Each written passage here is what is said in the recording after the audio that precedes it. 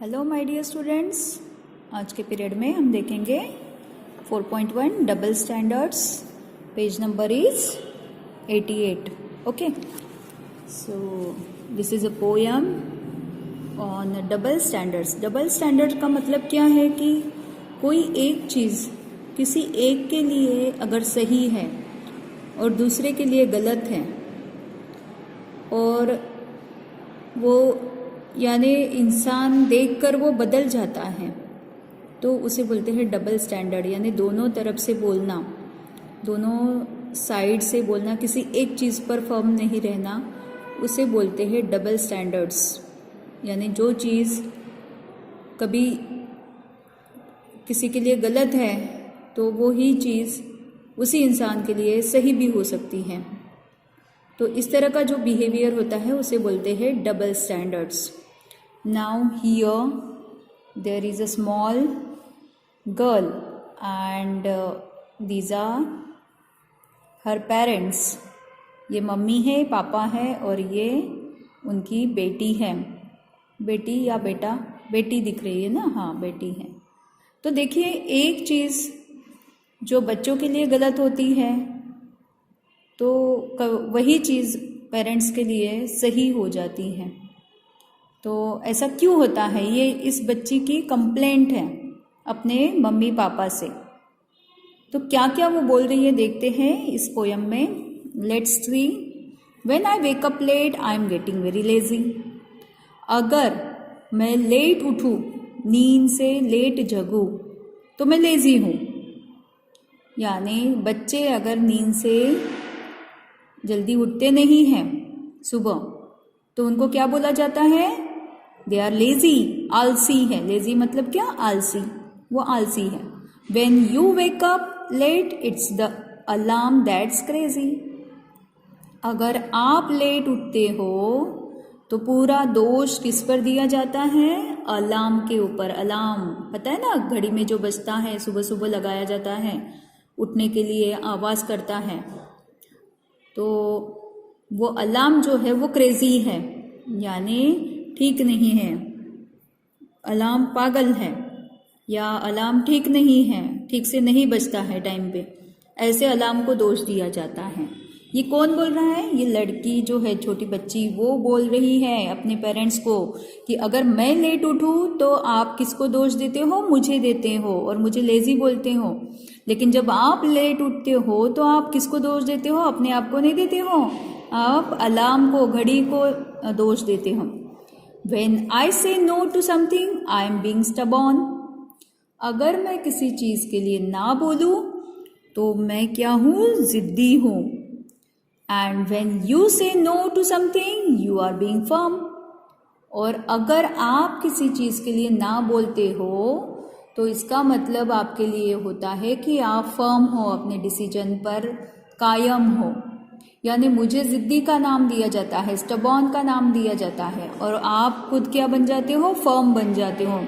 यानी अपने डिसीजन पर जो कायम रहता है उसे बोलते हैं फर्म. तो मैं अगर ज़िद करूँ तो मैं ज़िद्दी हो जाती हूँ, और अगर आप ज़िद करते हो तो आप फर्म हो जाते हो, है ना. When I raise my voice, it is shocking and rude.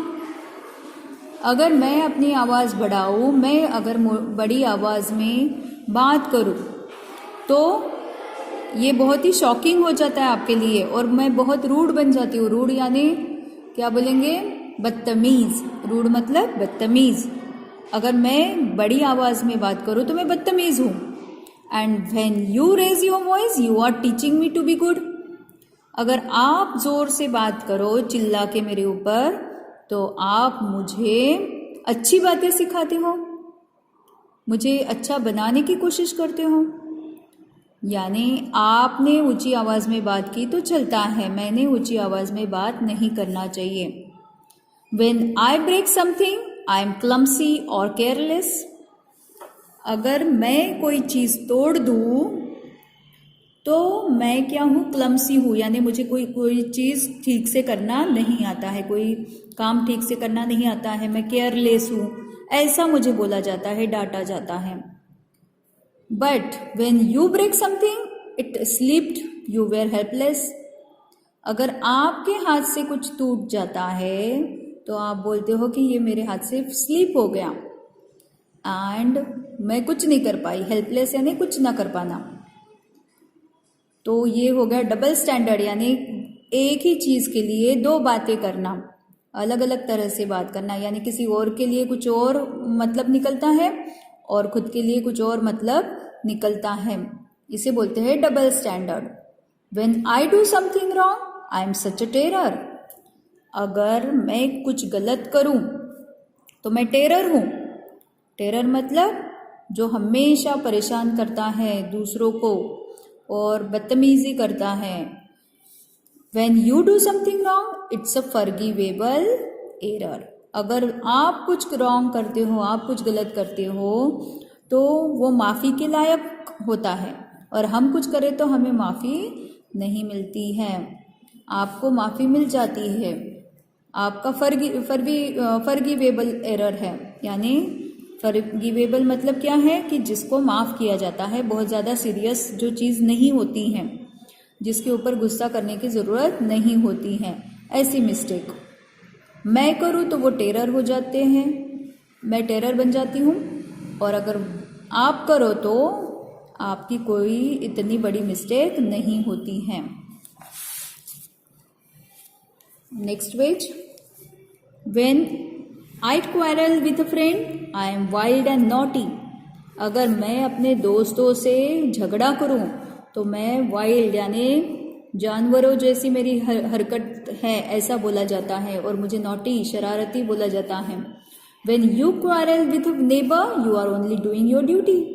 अगर आप नेबर से झगड़ते हो, पड़ोसियों से झगड़ा करते हो, आर्ग्यूमेंट करते हो, तो आपकी वो ड्यूटी बन जाती है ना। मैं अगर झगड़ूँ तो मैं नॉटी बन जाती हूँ, और आप अगर झगड़ो तो ड्यूटी होती है आपकी। So I am always wrong, मैं हमेशा ही रॉन्ग ही होती हूँ। And you are always right, और आप हमेशा सही होते हो। Oh why do people grow up and spoil a child's delight. क्यों लोग बड़े होते हैं और बच्चों की खुशी छीनते हैं। अब इस पोयम में ये लड़की जो है ये अपने पेरेंट्स को सवाल पे सवाल पूछ रही है कि आप दो तरह से बिहेव करते हो। जो चीज़ मेरे लिए, मैं अगर कोई काम करती हूँ तो वो गलत होता है, और आप जो करते हो वो सही होता है। तो हमेशा ही आप सही होते हो और मैं गलत होती हूँ। ऐसे पेरेंट्स को वो पूछ रही है सवाल। तो देखिए बच्चों, ऐसा बहुत बार होता है हमारे घर में कि बच्चों से कोई चीज़ अगर गलत होती है तो पेरेंट्स उसे डांटते हैं, और वही चीज़ अगर उनसे गलत होती है तो वो गलत मतलब बाय मिस्टेक हो जाता है, ऐसे बोला जाता है।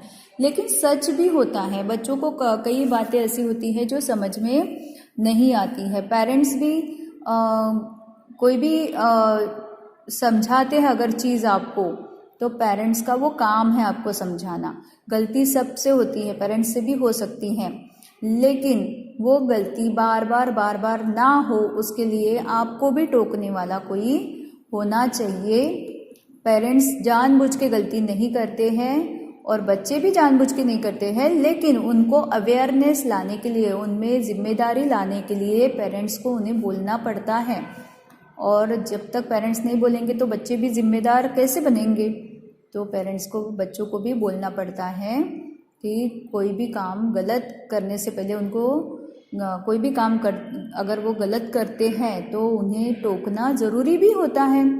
ये तो पेरेंट्स की ड्यूटी है, क्योंकि अच्छी बातें फिर कौन सिखाएगा बच्चों को, है ना। ये भले ही पोयम यहाँ पे दी गई है आपको, इस पोयम से हमें ये नहीं सीखना है कि हम अपने पेरेंट्स को ब्लेम करेंगे हर चीज़ के लिए। पेरेंट्स को ब्लेम नहीं करना है। पेरेंट्स हमें अच्छी अच्छी बातें सिखाने की कोशिश करते हैं, है ना, और उनसे भी गलती हो सकती है, तो वो जानबूझ के तो नहीं करते। कोई चीज़ अगर टूटती है तो वो जानबूझ के तोड़ेंगे क्या? नहीं, उनसे गलती से हो जाता है। लेकिन ये गलती आपसे ना हो, ये जो गलतियां हैं ये आपसे फ्यूचर में ना हो, इसलिए आपको बार बार टोका जाता है और अच्छी अच्छी बातें बताई जाती हैं। तो इस चीज़ को आपको गलत तरीके से नहीं लेना है, सही तरीके से समझना है। ये पोयम जो है, इस पोयम को अच्छे से आपको समझना है। ओके, तो ये होता है double standard. So this is the poem and we have completed here, और in the next period I will give you question answers of this poem. इस पोयम को आपको रीड करना है और गाने की भी कोशिश करनी है। ठीक है, bye, have a nice day.